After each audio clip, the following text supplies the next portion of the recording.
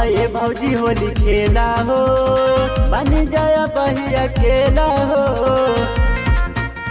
ए हो अब ये भौजी होली खेला हो, बन जाया बही अकेला हो।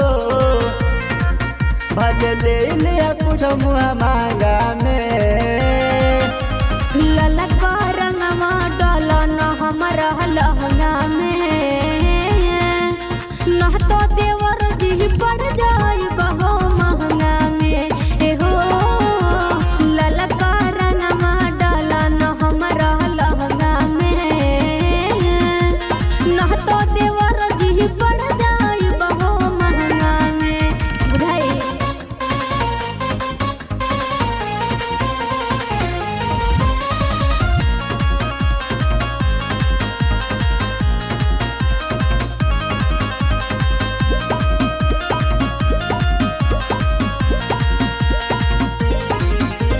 अब ये भौजी रंग दी हम चपकौआ तोर चोली।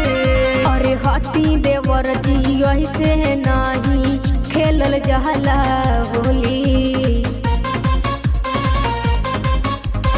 अब ये भौजी रंग दी हम चपकौआ तोर चोली।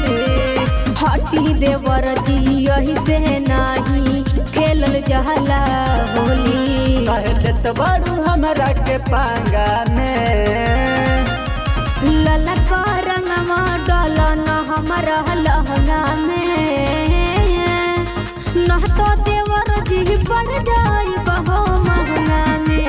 ए हो ललका रंगवा डाला न हमारा लहंगा में, न तो देवर जी पड़ जाए बहो महंगा में।